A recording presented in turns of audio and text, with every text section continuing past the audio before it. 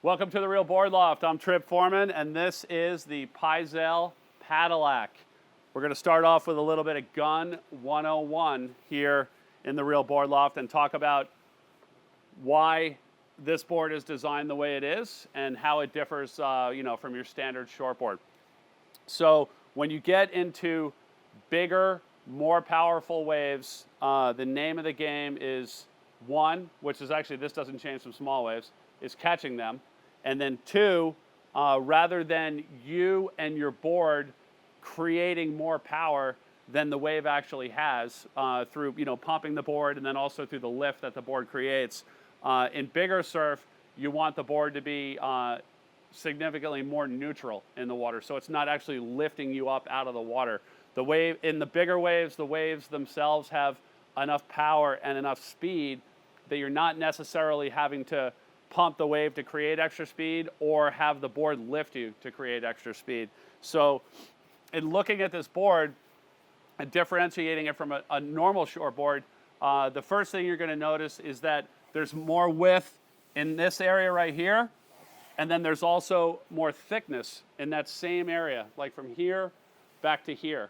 And your standard shortboard is going to have a concentration of foam really from about the Pyzel logo here back to here, because that's where you're standing all the time, where this board has the concentration of foam from about here to about here, because that's where your chest is when you're paddling. So that's a big difference in this board compared to a standard shortboard or a standard hybrid is where the majority of the foam is. And it's also where the name comes from, Padillac, because you want a board that's going to paddle significantly better to get you into the wave, to navigate your way in the lineup. Like if there's a huge set coming and you got to get to it to catch it, or if you got to get to it to get over the shoulder of it and not get blown out. Having a board that has a very high speed in open water paddling, meaning if you're at the second, third, or fourth breakout off the beach and the playing field just becomes a lot more expansive, you want to have a board that has noticeable better paddling speed. And so that's why they're putting a lot of the foam in this area right here. And you can even see it in the foil of the board. You can see it's not necessarily like a hard edge beak, but you can see even the foam thickness goes all the way out to the nose, to like right here where my finger is, and then it tapers off to a point. And so there's a lot of foam in that area right there, which makes the board paddle incredibly well for its length. Now at the whole other end of the board, we're looking at the tail block.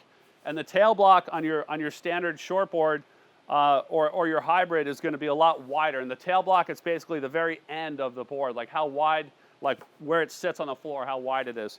And the bigger the tail block, the more lift and speed that board's going to create, the more power it's going to give you. The narrower the tail block, the less power it's going to give you. And so you see on a board like this, the tail comes in quite a bit because you're going so fast that you don't want the board creating extra lift underneath your feet and jacking you up out of the water.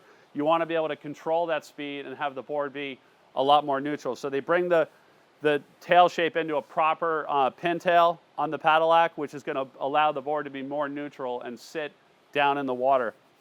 When we're back there and looking at the tail, I would say the very first question that everybody asks us about the board, other than the design, is why does it have two leash plugs?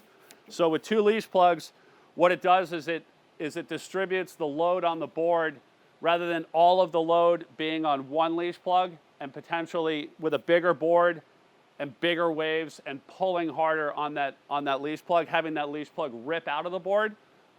It distributes the load of your leash to two leash plugs, so there's only half the amount of load on each leash plug. And then also if one were to rip out, you would still be connected to the board and you wouldn't have the board end up going up on the rocks or a reef on the inside. So the way that you set this up is you set up each one of these leash plugs with its own leash string, and then you just run your rail saver through both of those leash strings, Velcro it off, and obviously making sure that it's the rail saver that's hitting the edge of the board, not the leash string. But that's why they have, in boards like this, you're going to see dual leash plugs. Typically on anything 7.0 and up, you're going to start seeing it. And then obviously when you get into the mid 7s, the 8s, and the 9s, it becomes pretty common to see dual leash plugs.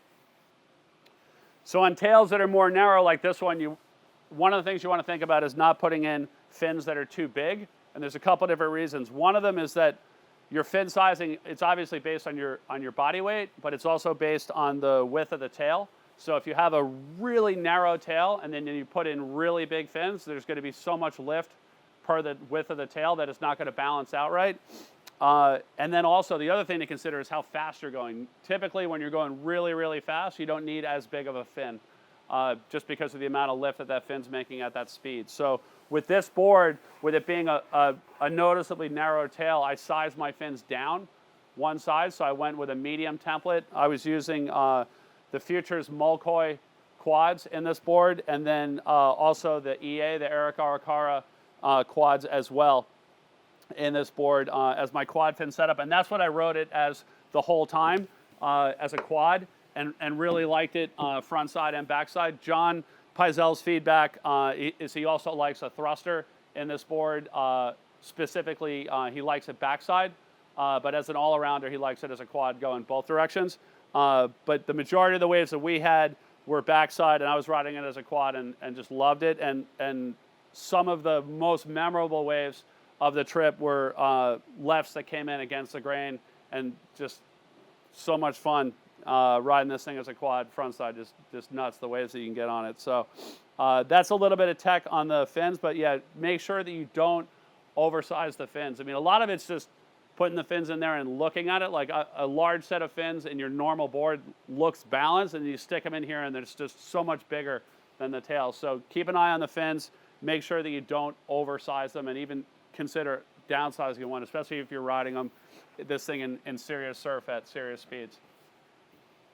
In surfing this board, just got back from a great trip in Puerto Rico, scored 7 days of waves, staying at Via Sessions in the Isabela area, and went down there for a great swell, had just a solid day and a half on this board right out of the blocks, literally like from the plane to the rental car to the beach to surfing this board for a day and a half in double to triple overhead surf, and just had an absolute blast on it. Definitely noticed the paddle, and the size that I was riding was an 8.0. Definitely, obviously noticed the paddle right away.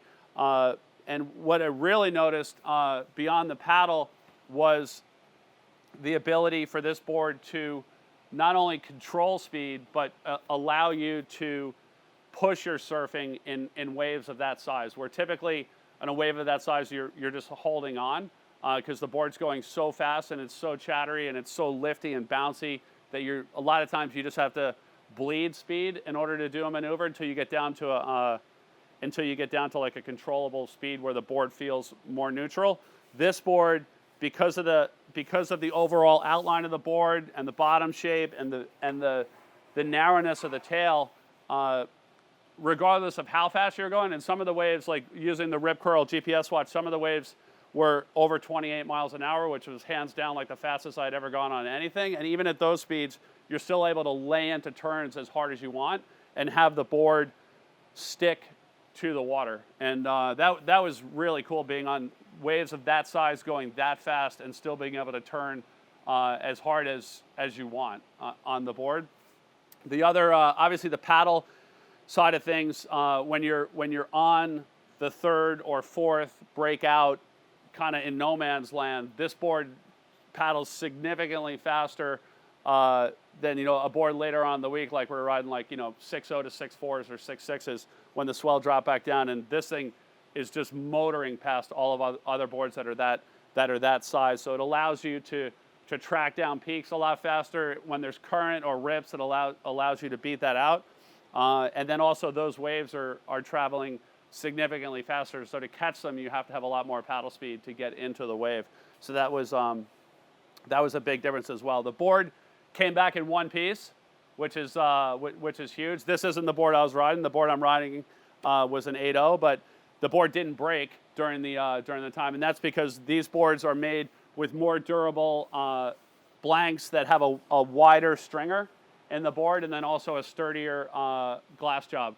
And so when you pick it up, the board definitely feels solid and it's got more weight to it. And so people would be like, I like a light board, like I want to have the board be light, but in bigger surf like that, you actually don't want the board to be light because you want the board to be sticking to the water. And a lot of the time you're going so fast that a light board will actually start lifting up off the water just from the wind going underneath the board. It'll start to lift almost like an airplane wing.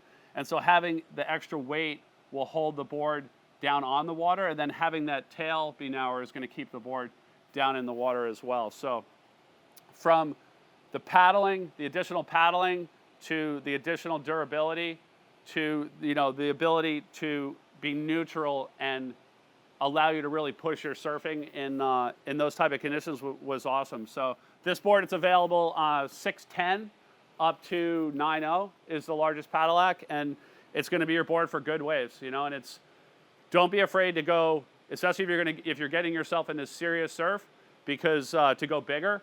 The biggest thing that, the biggest hesitation that we always encounter is like, oh, I don't want it to feel too big. I don't want it to feel too big. But the last thing that you want in surf of that size is for the board to feel too small, because then you're just out there in the middle of nowhere, and your board feels like your 6'2" feels like this big. It feels tiny, and you just get lost out there. You can't make ground, and you're fighting a losing battle. The name of the game in the bigger waves is making sure you have enough board to get the number of waves that you want to get, and then having the board be neutral so you can really push it when you're riding the waves. So it's a Pyzel Padillac, great board to check out, especially if your next trip or you're moving to a place that's going to have some juice. Check it out on our website, realwatersports.com/surfing, or you can give us a call at the shop, 252-987-6000. Thanks for tuning in.